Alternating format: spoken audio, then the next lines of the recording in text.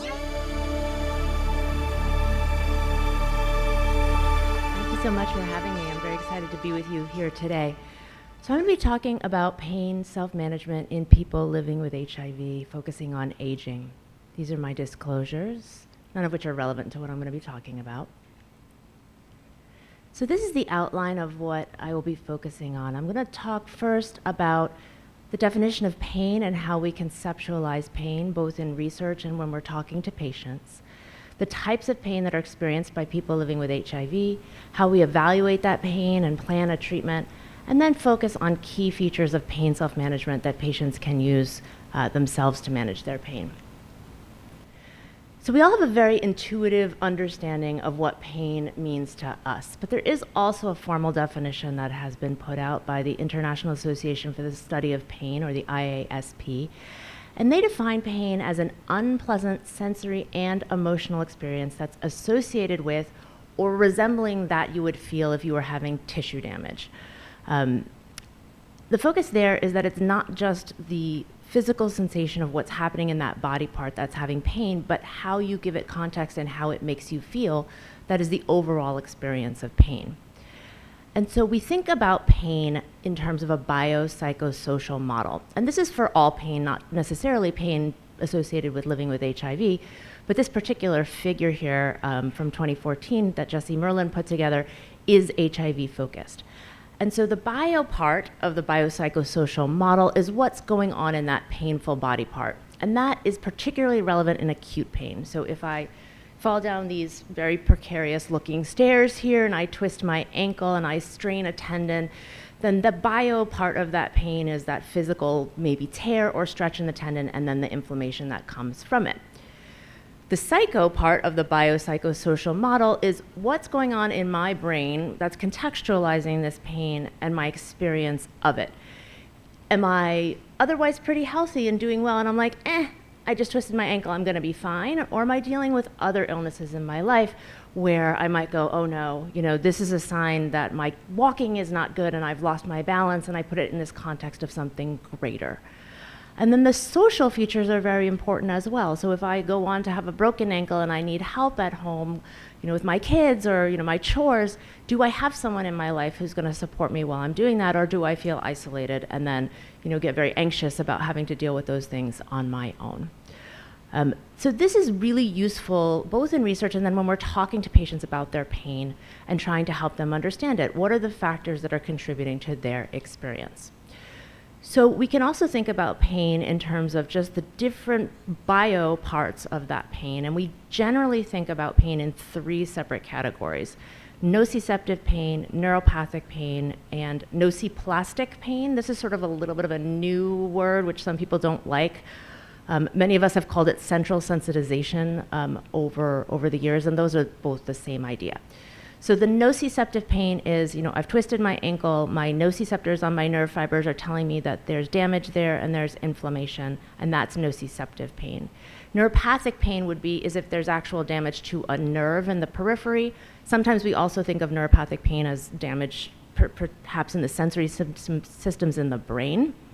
And then nociplastic pain is a really fascinating thing. And what the idea of that is that all pain ultimately has to be perceived in the brain, right? Otherwise we wouldn't be aware of it and we wouldn't be in pain. And we have naturally these descending inhibitory systems that kind of regulate how much of these pain signals come up from our nerves and our spinal cord and are perceived consciously. And you can think of that as sort of like a volume dial. And nociplastic pain is when that volume gets turned up. And we don't have these dampening features, and so that the pain is quite magnified. And all three of these things can exist in isolation or together, which is why we have this Venn diagram here. We also think about pain in terms of time, either acute or chronic. We sort of arbitrarily define chronic as being 3 months or more, because 3 months is sort of thought to be a general amount of time in which an injury should probably heal. So what about people living with HIV? What kind of pain do they experience? So this is a study we did a number of years ago. It was based on our electronic health record and looking at the records of all the patients in our HIV clinic. So we have a very large primary care HIV-focused clinic at Mount Sinai, has about 10,000 people living with HIV under care. And we simply asked our EHR, well, how many people have a chronic pain diagnosis and what are those chronic pain diagnoses? And you can see here what they were. So a lot of people had a chronic pain diagnosis, something like 60%. And again, it's not perfect data because it's based on what's in the health record, but it gives you a good idea. And these are the most common types of pain that we saw. We saw a lot of spinal pain. So that predominantly is low back pain, but it also includes cervical spinal pain and thoracic. A lot of joint pain, things like knee osteoarthritis, hip osteoarthritis, avascular necrosis of the hips, neuropathic pain, mostly related to HIV-associated neuropathies, and then a bunch of headache disorders as well. Muscle pain, a little less common, and then some patients with pelvic pain, and then people who just had a chronic pain disorder listed and we didn't know what the cause of it was. We also found that people living with HIV and chronic pain are very complicated. So the pie graph up there at the top of the screen looks just at people who had HIV-associated neuropathy and asks the question, well, those people who had that neuropathy, did the neuropathy occur in isolation or did they tend to have other pain disorders as well? And so what you can see there is about a third of them had just the neuropathic pain in the feet, and then the rest of them had other coexisting pain conditions. This has become very actually well recognized in the pain field more generally, that many people who have one chronic pain syndrome will have others. And we refer to that as chronic overlapping pain conditions now, or COPCs. So not just people living with HIV, but all kinds of people will tend to have this. But specifically in our HIV group, we found that they were not only complicated in terms of their pain syndrome, but in terms of their medical conditions. They were more likely to have multiple medical comorbidities. They were more likely to have substance use comorbidities, psychiatric comorbidities, and more healthcare utilization. So they were going to the ER more, getting hospitalized more, and getting more tests and procedures, which is not too surprising. So complexity in terms of pain syndromes, in terms of medical conditions, but also in terms of symptoms. So we know that pain does not often occur in isolation, but is associated with a lot of other symptoms. And this slide is sort of intentionally busy to kind of make the point that these symptoms all go together and they influence each other. So just to take one example of pain and mood disorders, if you are in pain, you are more likely to be depressed because you're in pain. If you are depressed first, you're also more likely to experience pain because a lot of those CNS circuits overlap. And then all of these things coming together make it more difficult to deal with any one symptom when you're really dealing with many of them. So how do we evaluate people who are living with chronic pain? So going into this in detail is sort of beyond scope, and obviously it's specific to the person who's sitting in front of you, but I just wanted to make a couple of important points. So we know that people with chronic pain will have pain for a long period of time, and it is really important to do a good, thorough, appropriate evaluation of that pain when it first presents to you. So if someone is presenting with chronic low back pain and has never had a sufficient workup for that, and maybe they have some radicular pain shooting down the leg that sounds like sciatica, we want to do a really good neuro exam. It might be important to get an MRI, making sure that we're ruling out sort of physical things that we can give specific effective treatments for. However, once the pain has been evaluated and is more chronic, we want to be very mindful of not over-medicalizing. We don't want to do a new MRI with every new pain symptom. And how to find that nice balance is actually very difficult and sort of a work in progress, I think, for every practicing clinician. We want to set an expectation with our patient that we may not find a very specific cause for pain in every part of the body that hurts. That can be really easy for some people to conceptualize. It makes sense to some people, and other people it's just like very difficult. Like, what do you mean by that? Why isn't the pain right here in my thigh? Why can't you explain that to me? So finding that way of communicating that to the patient is important. Sometimes the idea of pain as a neurologic disorder can be really helpful to people, and sometimes not. So I have patients who, when I tell them about this volume being turned up in their brain on their pain, they really get that. It resonates with them.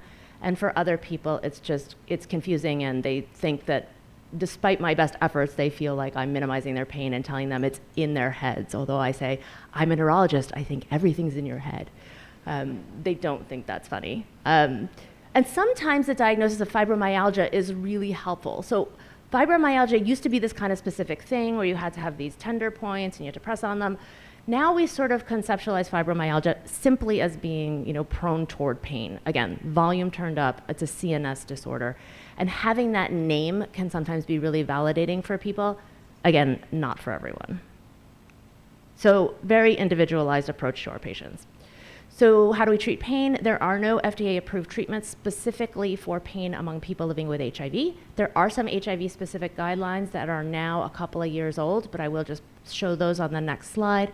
You can also follow guidelines for other patient populations that might be similar. So for example, diabetic neuropathic pain in the feet is quite similar to HIV-associated pain, so you might follow those guidelines. And when in talking about treatment to our patients, it's really important to set reasonable goals. So we know that complete freedom from chronic pain once it becomes chronic is highly unlikely. So we want to not give an unrealistic expectation that I'm going to make that pain go away completely. Flip side of that is that hope is really important also. So I don't want to be like a Debbie Downer, like you're going to be in pain forever, there's nothing I can do to help you. That's a terrible thing also. So finding that nice balance of creating, like, I'm going to partner with you, we're going to do what we can, I'm here for you, we're going to find something that's going to make your life better, is a really good message while also maintaining this realisticness. So in general, the therapies that we can offer and fall into two categories, the non-pharmacologic and the pharmacologic, and I'm going to touch on both and try to emphasize a bit the things that people can do on their own to self-manage. These are those guidelines in case you're interested in them. They're from 2017. They're very long. A lot of them are based on low quality evidence because at the time there just wasn't a lot of specific research in HIV pain, but I leave these here in case you would like to see them. This is a study that we did, I think like 2 years ago now. It was a survey-based study, and we were interested in finding out what patients living with HIV were doing to manage their pain. And so this was survey-based.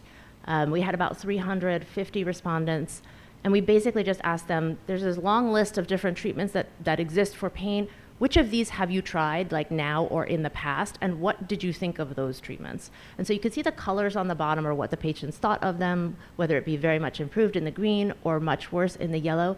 This color scheme, which is a little bit strange, was introduced to me by a colleague to be very friendly toward people with eye diseases. Getting back to our first talk, it's supposed to be better, like if you're colorblind, to use colors like this. So that's why they don't seem to be like linearly progressing in any way. But I digress. So here you have the things that people have tried that commonly, you can see over-the-counter medications are really commonly tried, but most people don't think that they're effective. A lot of people have tried prescription opioids, and that was the thing that people said they thought was the most effective. I'm not going to talk about opioids, that would be a whole other talk, but I thought that that was really interesting because doctors tend to think otherwise. And then a lot of non-pharmacologic stuff that you can see there: therapy, exercise, yoga, meditation, etc. An important thing about that slide too, which I don't have on it, is that the average number of things tried by people was something like 10. They had just tried a lot of therapies to try and get better. So when we think, I'm going to focus more on non-pharmacologic treatments. A lot of these are quite similar, and they exist on two scales. One on a scale of active to passive, which I think is the more important one.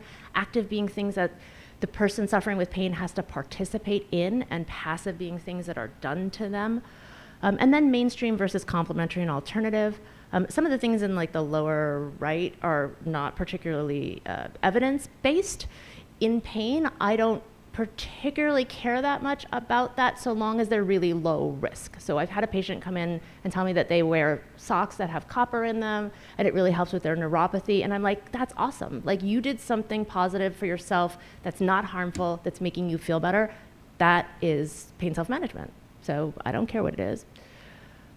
Okay, so among our active non-pharmacologic treatments, a lot of them are really strongly based in cognitive behavioral therapy concepts, or CBT.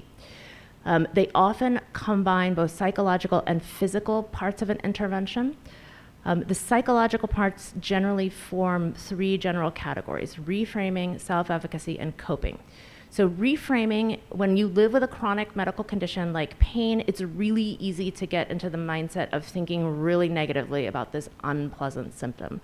I'm gonna have this forever. I'm not gonna be able to play with my grandchildren. I'm not gonna be able to go back to work. This is overwhelming. And part of our task is to help people recognize those cognitions and try and flip them as best they can, because they can be self-fulfilling. Instead, we want people to have self-efficacy. You know, I know what to do when I experience my exacerbations of pain. I know I can do X, Y, or Z. And that very much overlaps with coping as well. Usually they have a physical component. Exercise is super important, building strength, flexibility, cardiovascular fitness. Oftentimes there's a body awareness component. People who are living with chronic illness often feel a lot of symptoms coming up from their body, and so they become really not as good at judging what means what in terms of their general wellness. So trying to help them with that can be really important. And then there's a focus on how to use these skills both preventatively and then for the management of acute exacerbations of pain. So we do have a couple now of HIV-specific examples of large clinical trials that have used these kinds of non-pharmacologic interventions to help pain. One is the STOMP trial. This is skills to manage pain, I think. Anyway, it was a 12-week intervention where patients were randomized to a health education control versus the intervention. And the intervention involved having several meetings with a coach and the healthcare team and learning different self-management techniques. And then I think an important part of this intervention, which is sort of indicated in that little box in the top, was that there was choice. So people were allowed to pick things that they thought were going to be more relevant to them, like focusing on sleep hygiene or exercise or stress management. And this was found, they met their primary outcome, and it was found to be efficacious in reducing pain severity. This other intervention, HIV PASS, kind of gets back to that slide with all the blue lines going in different directions. This intervention was designed to acknowledge the idea that pain and depression often coexist together. And so this was an intervention that was targeting both at the same time. Similar idea, a bunch of sessions where people would interact with a coach or with peers. And then two things I'd just like to point out here on this slide that were really important in chronic pain management is pacing and behavioral activation, which are kind of related. So pacing is the idea that we should neither do too much nor too little during our days. So people with pain tend to fluctuate. When they feel great, they're like, I'm gonna do all my chores today, I feel awesome, and then they're in bed for 3 days after that. And then when they feel bad, they don't wanna do anything at all. So the idea is to try and modulate that to keep things more level, and that's pacing. And then behavioral activation is the idea of trying to sort of push to engage in activities, even perhaps when pain feels overwhelming. Okay, so in the last 2 minutes, I'm going to talk about pharmacologic treatments. These are our common pharmacologic treatments. They're not really pain self-management because most of them come from doctors. But the one thing that I will point out are topical therapies. There are lots of topical therapies. If you go to the pain aisle in CVS, you'll see all these different kinds of creams and things that you can buy. There's not a lot of data to suggest one is better than the other, but there is something at least anecdotally therapeutic for many patients of having some kind of cream or something that they can rub on the affected body part. I think that this can be a really positive pain self-management strategy. It's easy, it's something kind of ritualistic that they can come to associate with pain relief, and most of those topicals are 100% completely safe because they do not get absorbed into the body, including topical anti-inflammatories like Voltaren gel, very, very little absorption, so they're safe for people with like renal problems, for example. And then cannabis. That's probably like a huge self-management thing, so I'm just gonna say a couple words about that in the last minute. So cannabis is the botanical name. It is classified as hemp or marijuana somewhat arbitrarily based on how much THC content is in that particular plant. If it's very low THC, we call it hemp. If it sneaks above a legal threshold, we call it marijuana. Hemp is federally legal since 2018, and that was sort of the year where all of a sudden we saw CBD everywhere. There was CBD water, there were gummies, there were patches, and that's because you're allowed to make CBD out of hemp federally. But marijuana is still illegal, so state laws vary a lot, and they vary in time. Some have total legalization, some have partial, some have none. So just some very general comments about marijuana, since we're all from different states. This is a really useful monograph that is available freely online from the National Academy of Sciences in Engineering and Medicine. They put it out in 2017 and 2024, really summarizing very comprehensively all the literature about cannabis for basically everything. But they do include pain as one of the things that has better data for it. The 2024 update was much more of a cautionary tale. A lot of marijuana products are now super, super highly concentrated, which can be quite dangerous. And then there are also these hemp-derived products that use delta-9 and delta-8 THC that are technically legal, but can have a lot of very high concentration and some purity issues as well. So the 2024 update really focuses on that. Some final words of general guidance. This is a helpful article here on the right. It's nothing to do with HIV, but it talks about pain in general and sort of a general algorithm of how to use cannabinoids for chronic pain. It is expert opinion based because we do not have good clinical trials data to guide this, but it was done via kind of the best scientific process you can use when you don't have data, which is a Delphi process where we all kind of get together and say what we think iteratively. And then here on the other side are the main routes of administration for cannabis products. So there are vapor and inhaled routes, transmucosal, which are usually the ones that I recommend for folks. Those are like usually droppers or sprays that you either put in your cheek or under the tongue. Those can be helpful because oral routes of administration go through first pass hepatic metabolism, so a lot of the cannabinoids are just sucked right out before they have a chance to be effective. And then vaping has all kinds of other health concerns, so the transmucosal tends to be kind of like a nice middle ground. Okay, so with that, I'll just summarize real briefly. Pain, complex biopsychosocial experience with three main forms: neuropathic, nociceptive, and neuroplastic, which can overlap. Very common in people living with HIV. Neuropathy, musculoskeletal forms of pain are all common, as well as headache. They're usually they can often be co-occurring. They can often occur with complex medical comorbidities. People with HIV with chronic pain are really looking for treatments. They often try many, many things. And many pain self-management techniques leverage the features of cognitive behavioral therapy, which are listed here. And cannabis is probably one of the pharmacologic things that people use most often to self-manage their pain. But it's generally safe, but should be approached with caution. And I'll stop there, and thank you for your attention.